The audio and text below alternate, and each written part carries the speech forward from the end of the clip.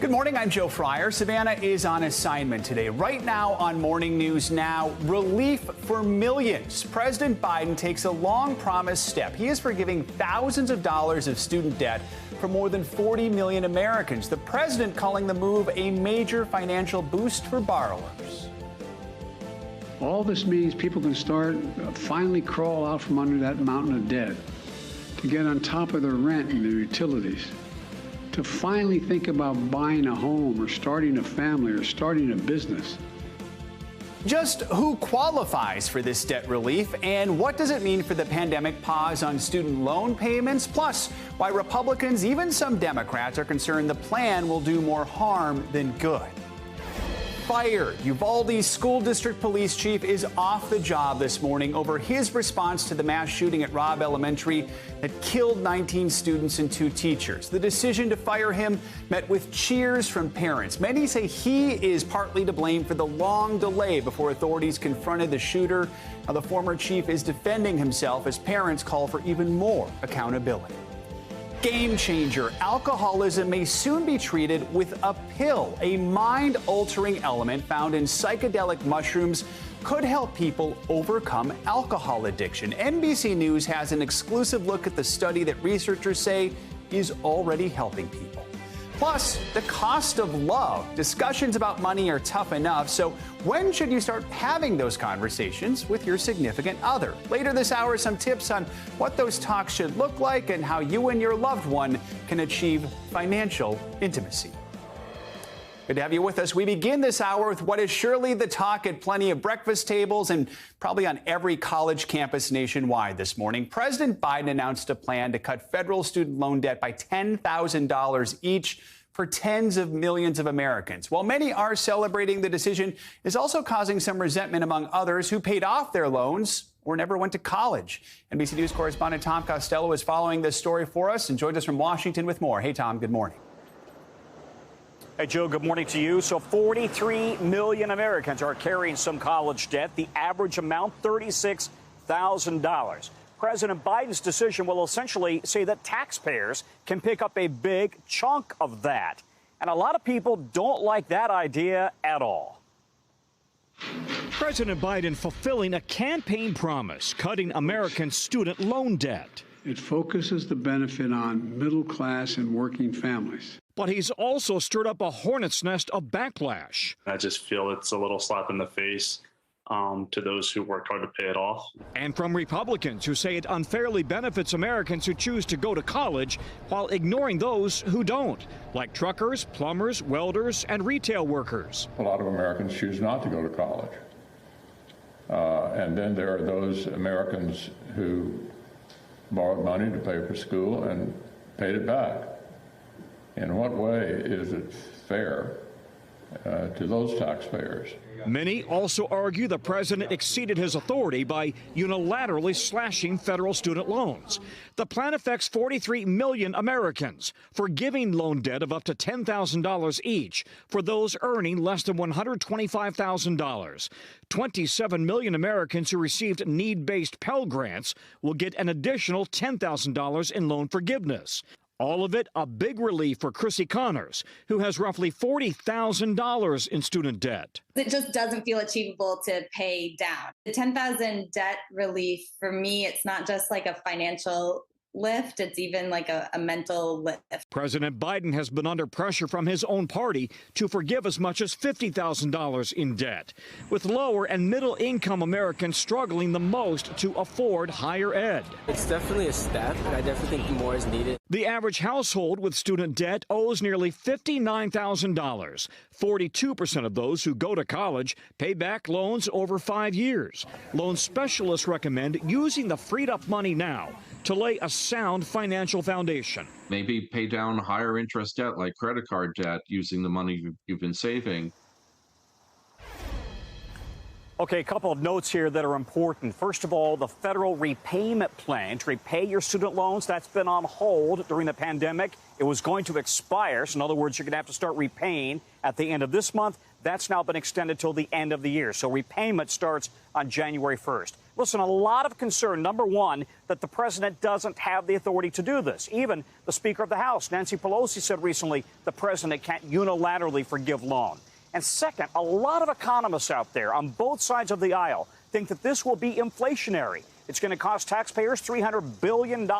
That's money that, in theory, goes into the consumers or the people who have the loans, their pockets. So will then that cause them to go out and spend, driving prices even higher? As you can see, this is not something that is universally popular.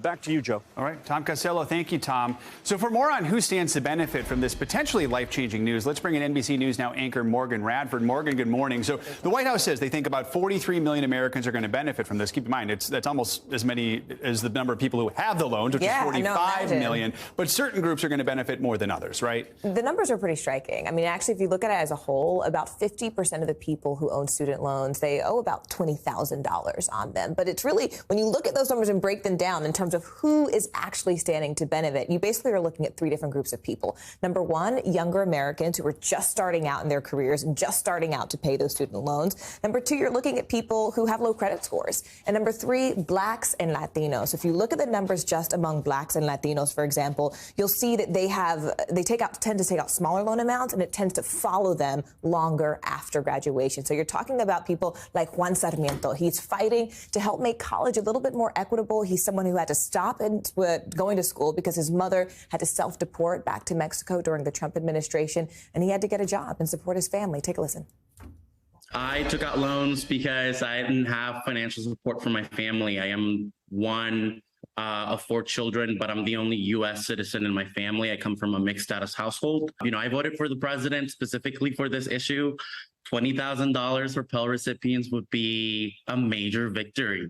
And I voted for the president for those reasons, and I would feel like the president is delivering to an extent, even if it's not everything that we advocated for. So you hear someone like Juan say this is the opportunity for the president to make good on the reasons why someone like him chose to vote for him. Let's look at the numbers. We know undergraduate students of color are more likely to rely on loans. It's 90% of black students took out federal loans. Compare that with 66% of white students. That's according to the Department of Education. So let's talk about what this means, not just when you're in college, but in the years after college. Bingo. That's the part that, I mean, you and I both know it really matters, right? When you're trying to make ends meet, you're trying to start in your career. And when you look at those numbers, it's really striking because, as I mentioned earlier, you have blacks and Latinos who are taking out smaller amounts, but it's following them. If you look at the numbers 4 years after graduation, you'll see that black students owe about $52,000 compared to their white counterparts who owe about $28,000. But what we don't often talk about, Joe, is the people who actually never get their college degree. So that number is striking. 39% of the 43 million people who owe money in their student loans do not have a degree 6 years after they first enrolled. So you have people like Sharonda Pender. She's someone who had to stop going to school just to get a job. Take a listen. And she's still fighting those loans. I went to school in 93 to 96. So it's like now I wasn't able to finish. Life happened. I had a baby, and I had to get a job outside of college and work, and then, got married, had another baby, long story short. So I was never able to finish. I'm 46 years old and still have this, over my head. So this announcement definitely, it gives a little hope, for a start of some type of relief for us. So 46 years old, never actually was able to get that degree because she had to work, and still has those loan balances. And that story is certainly not a rare one. No, it's not an aberration. Not at all. All right, Morgan Radford, thanks so much. Appreciate your look at that one. All right, Uvalde School Police Chief Pete Arredondo is out of a job this morning. In a unanimous vote last night, the city school board approved Arredondo's termination. It comes after he and responding officers faced harsh criticism over their response to the deadly school shooting at Robb Elementary School back in May. NBC News correspondent Priscilla Thompson joined us from Uvalde with the latest on this. Priscilla, good morning. Joe, good morning. Emotions ran high here last night with the crowd erupting in cheers when it was announced that Pete Arredondo would be fired. But this morning, those families are also making it clear that this is far from over. This morning in Uvalde, embattled school police chief Pete Arredondo has been fired. All in favor? Motion passes unanimously. Emotions among students and families quickly running high. I have messages for Pete Arredondo and all the law enforcement that were there that day. Turn in your badge and step down. You don't deserve to wear one. Our babies are dead. Our teachers are dead. Our parents are dead. The termination comes exactly 3 months after a gunman claimed the lives of 19 children and 2 teachers at Robb Elementary. Brett Cross, the uncle and guardian of Uzziah Garcia, says victims like Uzziah deserve justice. He's never going to graduate from high school. He's never going to have his first date, his first car. None of that. He will forever be 10 years old. Though absent from the meeting, Arredondo having his say in a lengthy 17-page statement sent to the school board, his lawyer accusing the board of an unconstitutional public lynching, writing the board has not followed proper procedure and refuses to provide a written complaint against Arredondo, adding none of his decisions or actions demonstrate a failure to meet the accepted standards of conduct for law enforcement officers in similarly situated school districts in Texas. Arredondo has faced widespread scrutiny for the delayed response to the shooting. Officials say it took authorities 77 minutes to engage the shooter. The shots have come in through that wall, so you know. These keys are not opening up this room. The Texas legislature releasing a fact-finding report last month, faulting the police response for egregiously poor decision-making, adding officers failed to prioritize saving the lives of innocent victims over their own safety. In that report, Arredondo telling the committee he didn't consider himself the incident commander. But Uvalde families glad to see some results even 3 months later. We did something. We got something accomplished finally. And no word yet on whether Arredondo plans to appeal this decision. His attorney yesterday afternoon calling for him to be reinstated with back pay and benefits. We did reach out to Arredondo and his attorney after this decision was announced, but have not heard back. Joe? All right, Priscilla, thank you so much. The death toll is rising from yesterday's rocket strike by Russian forces on a train station in eastern Ukraine. Officials say at least 25 people have been killed. The attack, which came on Ukraine's Independence Day, has prompted condemnation in both Europe and here in the U.S. Let's get to NBC News correspondent Megan Fitzgerald, who is in Kyiv for us. So, Megan, first, what more can you tell us about the attack, and what are the Russians saying about it? Well, Joe, what we know is that this has been the deadliest attack that the country has seen since the middle of July. So we're talking weeks here. What the Russians are saying right now is that 200 service members from the Ukrainian army, along with 10 units that were heading to combat, were destroyed. Now, the Ukrainians giving a completely different story. They're saying that 25 people were killed, around 31 people injured when that missile hit that railroad station in the east of the country. We also know there was a separate missile that went into a home not far away that killed an 11-year-old boy, Joe. So we're also following the situation at the Zaporizhzhia nuclear power plant. First, what's the latest there? And then also, how soon will the UN's atomic watchdog be able to visit and assess the situation of the plant and the condition there? Joe, great questions. I mean, this plant continues to be of grave concern, not only to the Ukrainians, but really to the international community. The Ukrainians have continuously said that the Russians are hiding artillery inside the Zaporizhzhia nuclear plant and outside of the plant. We know that there's been shelling that has hit the plant. There's missiles that have continued to go over the facility and around the Zaporizhzhia region, which is of grave concern here. Because, again, any misstep here or shutting down of this facility, as the Ukrainians say they have intelligence to suggest the Russians are actively trying to do, could create this nuclear disaster where we see this radioactive material seeping out of this plant and really seeping throughout the world, certainly throughout Europe and beyond. And so, yeah, there have continued to be calls by the international community to get these inspectors inside that plant before it's too late. Russia has said that that's something that they're taking a look at and they'd be interested in doing in September. But there are immediate calls for this to happen now because, again, the clock is ticking here, Joe. And, Megan, as we've been talking about yesterday, we saw Ukraine mark its Independence Day yesterday much more somber than past years. There was a surprise third visit by the outgoing British Prime Minister Boris Johnson. Can you tell us more about how that day unfolded there? Yeah.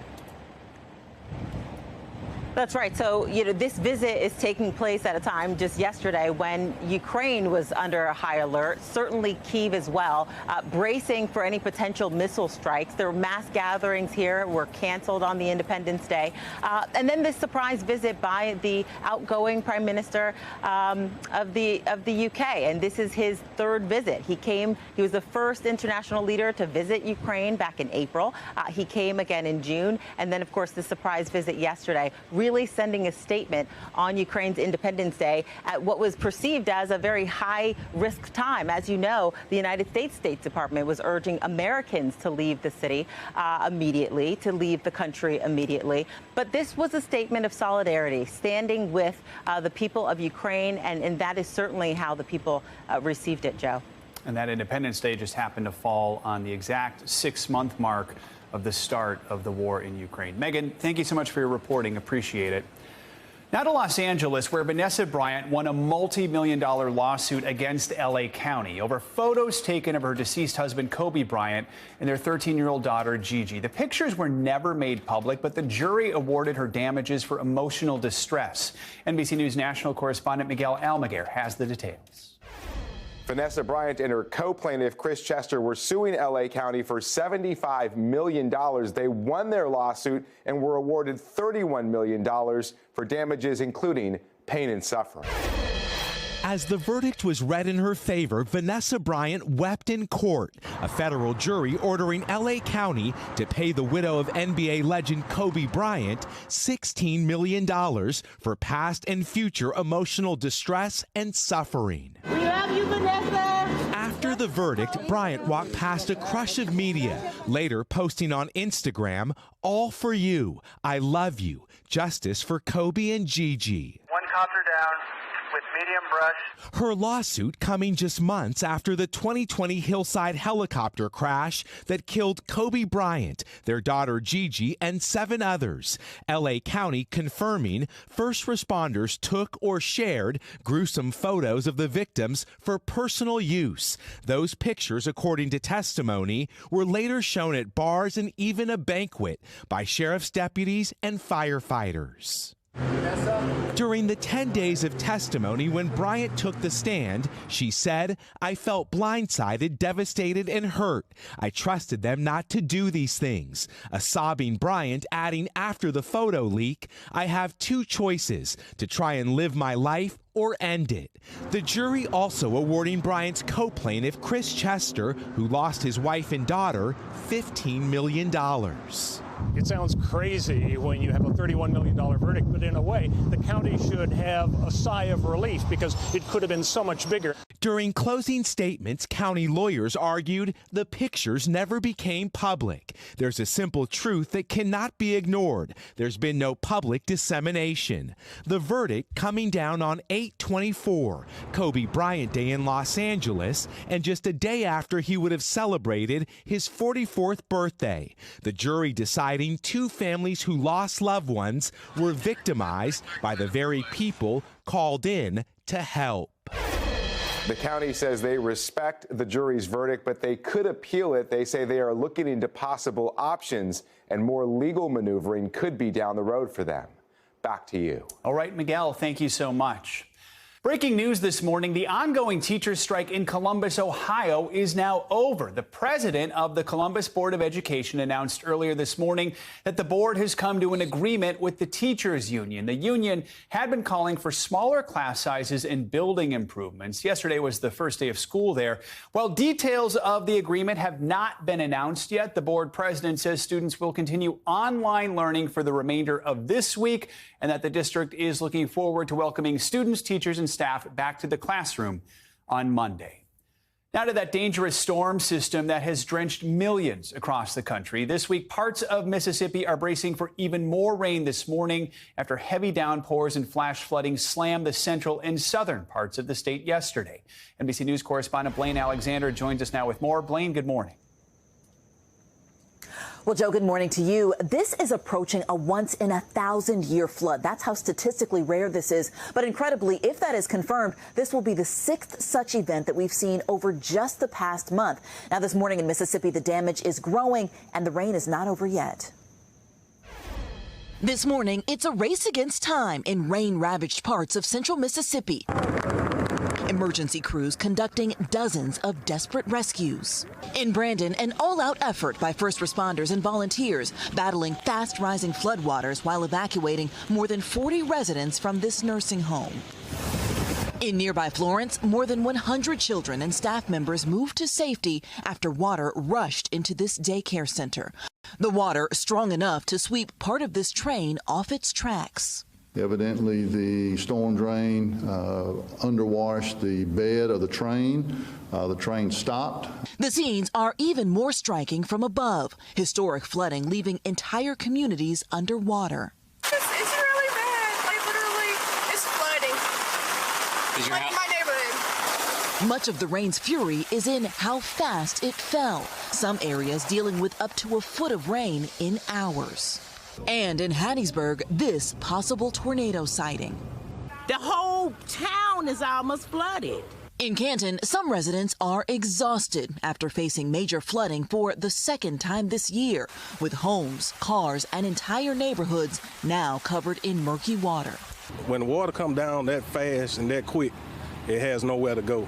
And that's when the water bag up. Officials are warning residents to stay off of the roads after highways like this have been completely washed away. If they see a barricade, please don't go around it. Now, as the water begins to recede, many residents must face the daunting task of cleaning up. Now, this is the same system that we've been watching all week that's really left a path of destruction across much of the country. Now, Joe, this morning, the threat is not over. Some 7 million people still remain at risk for flash flooding today. All right, Joe, let's talk more about that. Blaine, thank you so much. And get your morning news now weather forecast. Michelle Grossman's here. They want to know, when is this thing going to get out of here? It's moving so slowly. It's so slow. As Blaine mentioned, it's been since Monday. It's going to be tomorrow and also Friday. And then we start to see the improvement, but still some showers in the southeast over the weekend. Let's look at what's happening today, because we're seeing some heavy rain falling right now. We have the potential for flash flooding once again, life-threatening flash flooding. It's dangerous and it comes quickly. So this is the snapshot for today. We do have Gulf flooding. That's what we're going to be watching. We're already seeing that right now. We have flash flood warnings right now. We also have southwest monsoon. So we're seeing flooding all the way from portions of the northern Rockies, the high plains, into the southwest. That's going to be a big story too. Could see some storms in portions of the upper Midwest. And then we're starting to heat up in the Northeast, and that's going to add some fuel to some storms tomorrow. So we're once again very, very busy. So as we go throughout today, we're looking at a flood watch once again, stretching from eastern Texas through Louisiana, Mississippi, Alabama, the Panhandle of Florida. Where you see this red here, that is a flood warning. And again, we're going to see them popping in and popping out. 2 million people at risk along the Gulf Coast. Blaine had mentioned 7 million at risk. That includes the entire country. So right along the Gulf Coast, we're looking at 2 million under a flood alert. That's in the green once again, but we're seeing really heavy rain. Where you see those brighter colors, that's where the torrential downpours are coming. So right along the coast of Texas, that's going to be a hot spot where we could see 2 to 3.5 inches of rain per hour. Likely to see some flash flooding there. And then all along the Gulf Coast here, seeing some lightning. That's just showing you how much energy these storms have. It's pulling that energy, that warm bath water off the Gulf, and it's giving the oomph to some of these storms. And it's stretching all the way to portions of the southeast. So Florida, Georgia, the Carolinas, we're going to see some strong storms as we go throughout the afternoon hours. We'll start to see improvement in portions of Mississippi and also Louisiana. But before that, we could see 1, 2, 3 inches of rain and pockets of higher amounts, 4 or 5. As we saw in those clips with everyone talking, it comes very fast, so it adds up. We could see fast and furious amounts pretty quickly. Now, here's the setup once again. We have an area of low pressure. It's a frontal boundary. It's hardly moving. It has hardly moved since Monday. It's creeping so slowly to the east, and that's why we're seeing all these problems. We're seeing training storms where it goes over the same areas over and over again. And again, it's pulling off the Gulf, so we're seeing a lot of moisture. We're seeing torrential downpours, and that will be the story over the next couple of days. And it's on top of really wet soil, so we do have the chance for flash flooding once again tomorrow. All right, let's turn towards the heat, because the West is still sweltering. We're looking at 4 million people impacted with a heat advisory from Bellingham through Tacoma, all the way down through portions of southern Washington. Again, Seattle, you're going to be warm again. Interior portions of California, you could see temperatures into the 90s, into the triple digits. And the east is warming up as well. We had a little bit of a break break. It felt good for a while. The humidity levels didn't really come down too much, but the temperatures were nicer. But we're back into the 90s by this afternoon in several spots. New York City, 90 degrees. Baltimore, 90. It's going to feel like 92. Richmond, 91. Temperatures into the 80s in portions of Pittsburgh, Charleston. So the Great Lakes, also portions of the Northeast and Mid-Atlantic, we're really going to be warm today. That August warmth continues tomorrow. Looking along the coast here, we're looking at temperatures in the 90s. In Philly, also in Salisbury, Maryland, 91. It's going to feel like 92. It'll feel like 93 in Richmond, but look towards New England because this is where we have the chance of seeing some strong storms tomorrow, especially in the state of Maine, upstate New York. We have that heat and humidity in place, and then we're going to see a frontal boundary come through, and that's going to spark the chance for some strong storms.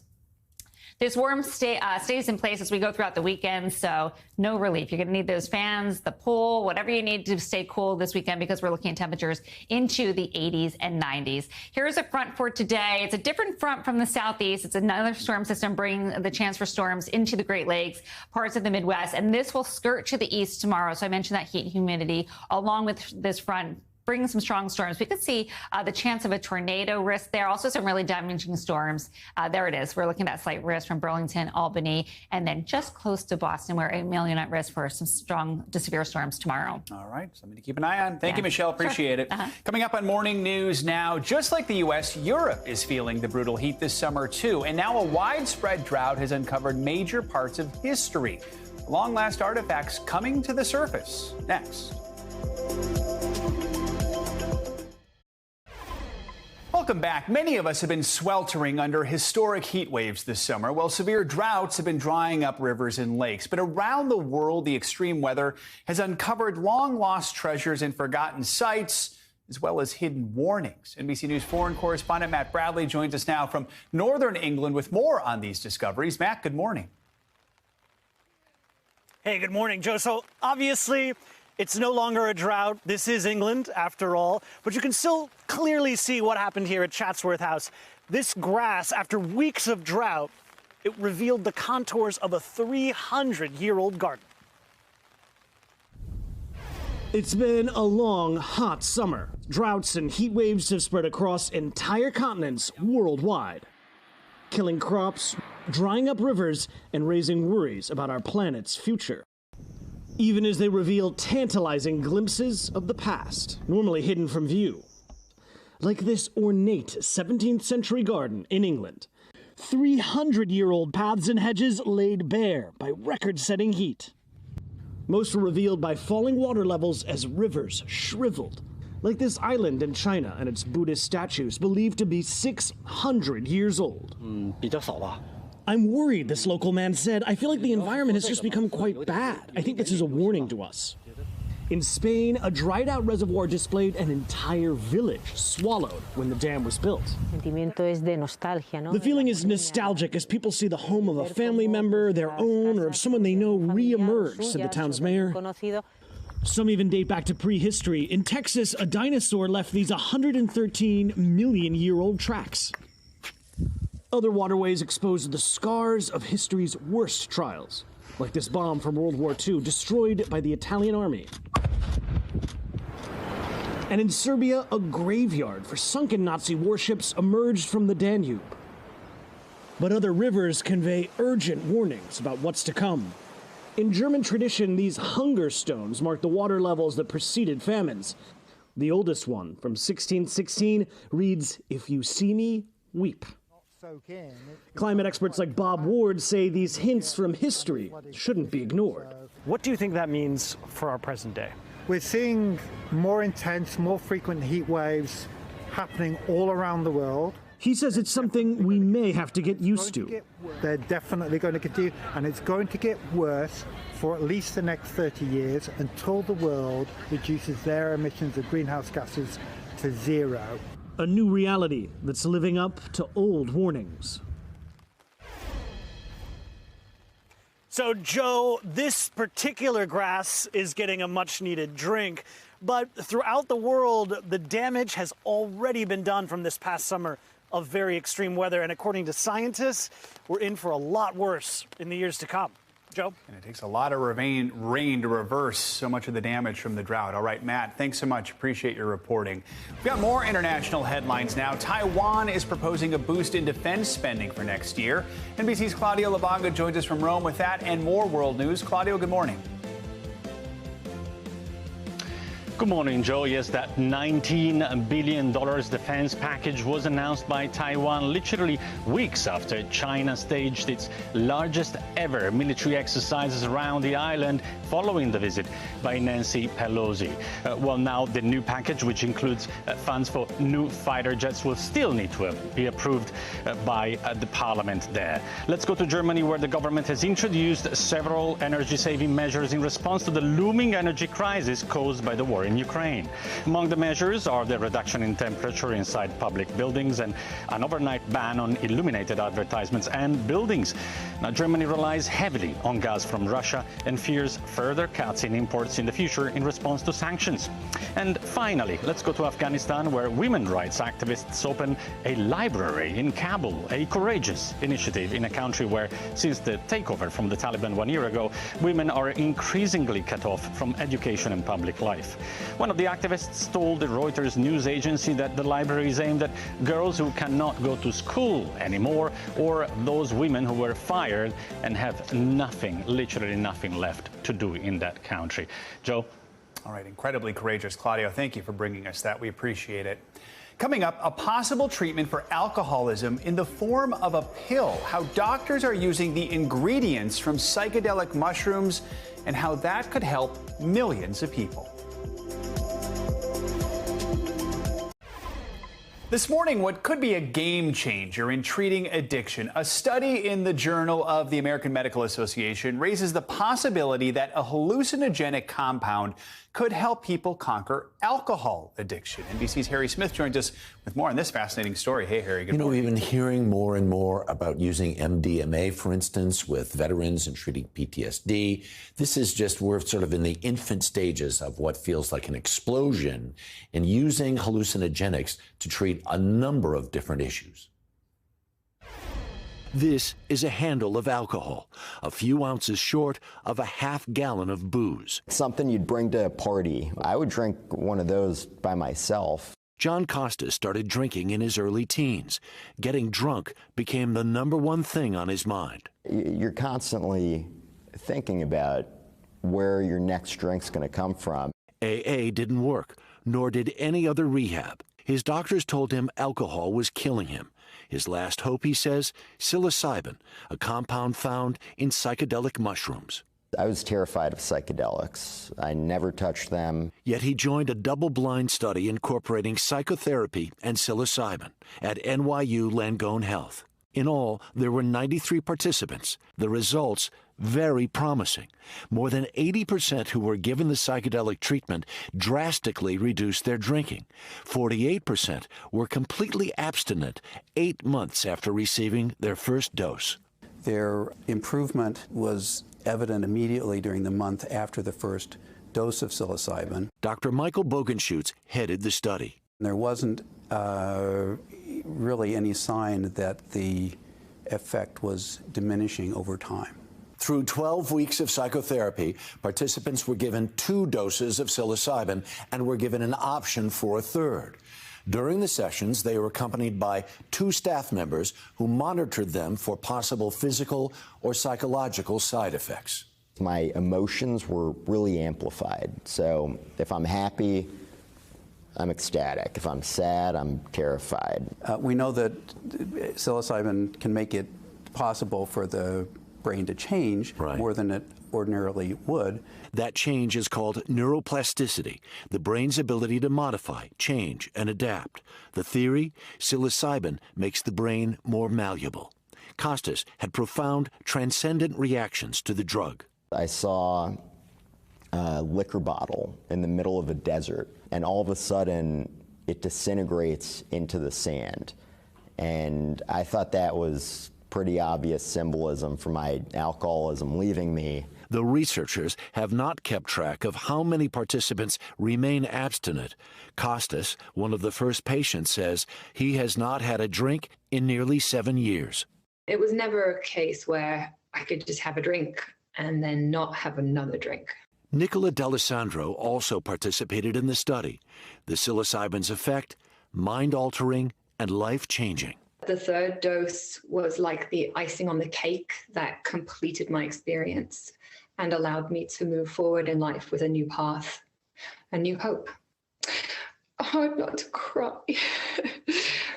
It's not that it's, a miracle cure that works for every single participant, but a lot of the patients will report they learned something that was very personal and very critical for them to understand in order to make these major changes in their lives. The results are promising, but more research is needed, says Dr. Bogenschutz. If the results of this study are replicated and we eventually are able to show that this drug can be safe and effective and it becomes clinically available, it could impact millions and millions of lives. Isn't that amazing? Yeah. Go ahead. I mean, some people are probably wondering, do you have to keep taking the pill over and over again? No, never again. Never touch it again. I mean, listen, study results are just out, but for John Costas, for instance, 7 years ago, he's not touched a drop of alcohol. He's not gone back for another session. He says for most of his life, alcohol was the only thing he paid attention to, only thing he thought about. He says maybe once a year I realize, I haven't had alcohol for a year. And that number, about 8 months, was really what stood out there with the study. That right. People got 8 months totally abstinent. Right? Yeah. So, I'm sure at some point they'll go back and look and see who's still sober. But for that long period of time, and especially for alcohol treatment, the successful results are not particularly high for lots of different methodologies. Right. Maybe this is the thing. All right, Harry, at least for some. Harry, big time fascinating stuff. Story. Thank you. Appreciate it. My pleasure. All right, coming up, is the Great Resignation paying off? Millions of Americans left their jobs during the pandemic in hopes of better opportunities, but now a new survey shows many of them regret it. Why they feel it was the wrong choice ahead. Plus, achieving financial intimacy, not literacy, intimacy. When should couples start having money talks, and how can it bring them closer? Harry might stick around and participate in the conversation next.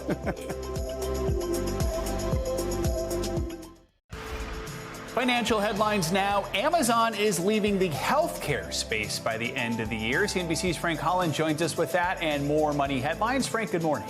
Hey, good morning again, Joe. We're going to start with that Amazon news. Amazon is shutting down its telehealth service, Amazon Care.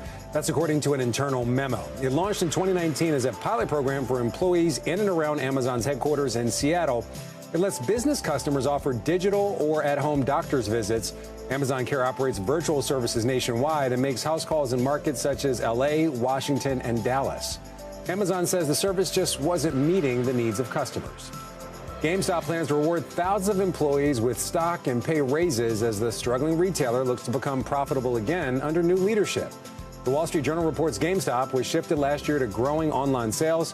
It's trying to do more to motivate and retain employees at its physical stores. All store leaders will receive company stock of up to $21,000, and GameStop will give raises to some senior store staff. It's unclear how long employees need to have worked for the company to qualify. And Apple is sending out invites to the company's next big launch event on September the 7th, where it's expected to announce the iPhone 14. The event will also be streamed on Apple's website. Apple has held pre-recorded virtual launches since the start of the pandemic back in 2020, but it's inviting some people to watch the event at its headquarters in California. Apple is expected to unveil 4 iPhone models and could show off a new Apple Watch or maybe even a new version of its AirPods that are pretty popular. I just actually got a pair myself a couple weeks ago. Yeah, they definitely are. They're very useful. So, Frank, my personal phone is, I kid you not, an Apple 7. I got it nearly 6 years ago, so I think I'm due for a new one now, right? Joe, I have like an Apple -1. My phone is so old. I can only connect my AirPods to my work phone. I'm like telling on myself. My personal phone, they won't even connect. We're going to go get new iPhones together. Yes. All right, Frank? All right. Thanks so much. It is known as the Great Resignation. Tens of millions of workers who've quit their jobs in search of better ones during the pandemic. But new research shows the grass isn't always greener when it comes to jumping ship. NBC News correspondent Gadi Schwartz is in L.A. with more on a new report. Hey, Gadi, good morning. Hey, Joe. Yeah, there's so many reasons that people have quit their jobs over the last 2 years. It's a red-hot labor market. You can find bigger salaries, more benefits, more flexibility, more job fulfillment. At least that's what a lot of people expect to find. But it turns out the reality of the Great Resignation isn't always as rosy.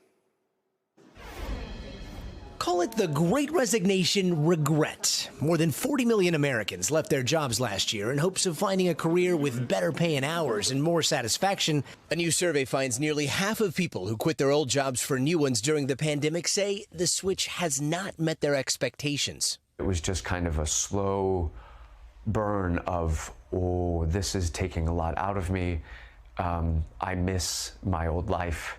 For years, 39-year-old Skylar Maston worked as a server at one of LA's hottest restaurants. But when the pandemic hit, he started thinking about jumping ship. Waiting tables can be difficult. And with the compounded aspect of COVID, that you're in a mask and a face shield and it's sweaty, it was exhausting. Skylar also wanted a more stable career because he and his wife hoped to start a family, so he quit and took a job teaching high school English where the pay was 20% less, but the fulfillment would be higher, or so he assumed.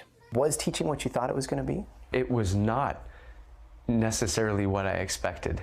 To realize that, oh, I'm making less money, but I'm probably working 80 to 90 hours a week, grading papers. There was a great sense of, is this really what I want? Many other workers have shared that disappointment. Some will leave their jobs thinking that the grass is greener, and sometimes grass is grass. Career counselor Tony Franis says her firm sees a lot of job jumpers move to new careers that may pay more but are less satisfying. The work experience and the work-life balance and the company culture is not aligning with their personal goals and priorities. And just when Skylar thought he was stuck, his former restaurant called, offering him a management job with higher pay and benefits and less stress, so he took it. Experts say it's a national trend known as boomeranging, and boomerangers now make up about 1/3 of all new hires. Some companies wooing back those former employees with better positions and perks. Employees and workers perhaps both learning lessons from the Great Resignation chaos. Sometimes grass is grass. There's a quote for you there. So, Gotti, what happens if you jump to your new job and find out the grass is grass? What should you do? Well, experts say do not panic. The demand for workers is still sky high in so many sectors, so it's still very much an employee's market. It is good to start by sharing your concerns with your employer. Also, always be networking, and then even reach out to your previous employer to see if they might have something better, because many times it will. This is kind of one of those situations where it feels like you're going back to your ex. However, it happens a lot more often than people think. I was literally just thinking of that comparison. Gotti. All right. Thank you so much. Appreciate it.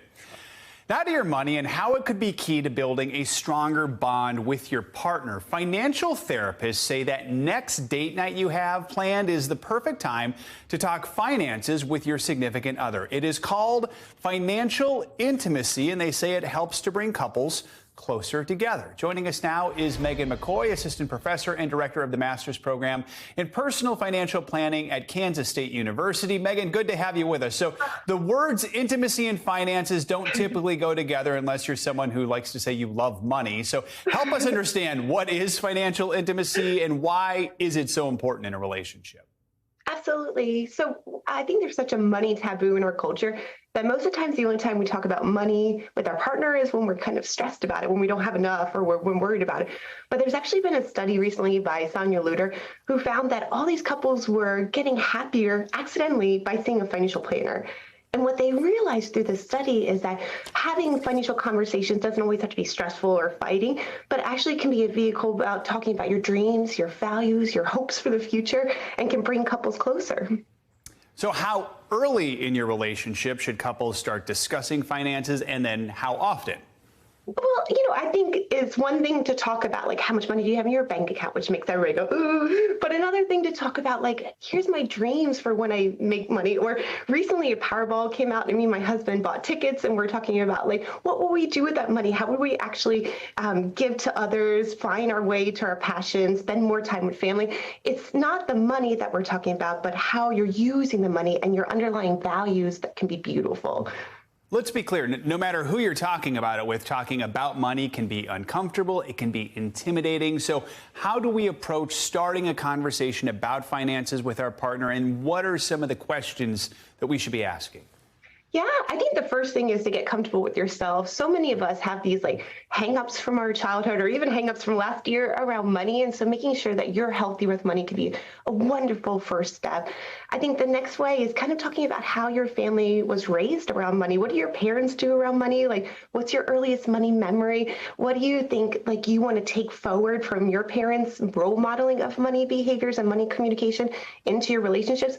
That could be a vehicle about talking about those underlying money messages without, again, going back to what's in your bank account. It's not about what you have or don't have, but how you value it and what you want to do with it.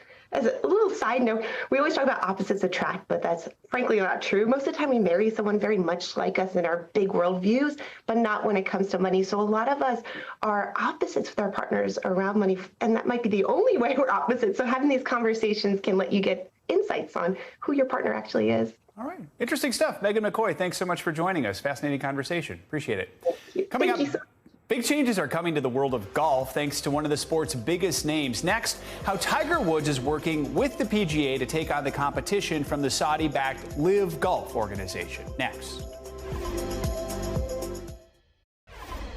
Big changes are coming to professional golf in a new push driven by the sport's biggest name. Tiger Woods held a players-only meeting to discuss the future of the PGA Tour, which is pushing back against its controversial competitor, the Saudi-backed Live Golf League. Woods really now stepping up as a leader in a sport he has dominated for so long. Tiger Woods is a household name, an undisputed golfing legend. With 15 major championships and a record-tying 82 PGA Tour wins, he has dominated the sport and generated excitement like few other modern athletes. This scene. But Woods' career took a horrifying turn last February after a single-car crash nearly ended his life. After the accident, which seriously injured his right leg, Woods admitted his career on the course would never be the same. I can play certain events here and there, but on a full-time level, no, that will never happen again. Now, golf's biggest name is trying to revolutionize the sport once again. Yes, it is! Off the course, using his influence to protect the legacy of the PGA Tour against a challenger gaining ground in the game. The controversial Saudi-backed Live Golf offered big bucks to entice several major champions like Phil Mickelson and Dustin Johnson to jump ship from the PGA. Woods himself was offered at least $700 million to join Live. I think that what they've done is they've turned their back on what has allowed them to get to this position. The 46-year-old turned down the money, instead advocating for his peers in the PGA Tour's future. He has taken on the role of spokesman. He never did that before. Last week, Woods and four-time major champion Rory McIlroy held a players-only meeting to discuss ways to improve the game, including marquee events and more prize money. Woods' leadership role speaking volumes. And I think if someone like him is passionate about it, that's, I mean, no offense to all of us, but that's really all that matters. Woods and McIlroy also announced their own golf league in partnership with the PGA Tour. It's called TGL, a series of primetime events in a high-tech custom-built arena featuring teams of superstar golfers, giving fans, especially younger ones, a chance to watch Woods and their favorites up close. To be able to see him still showcase his skills on primetime on TV without really any wear and tear on his body, I think it is a really good use of his time. Now, in response, Live Golf says in a statement that it's clearly the best thing that's ever happened to help the careers of professional golfers. Thanks for watching our YouTube channel. Follow today's top stories and breaking news by downloading the NBC News app.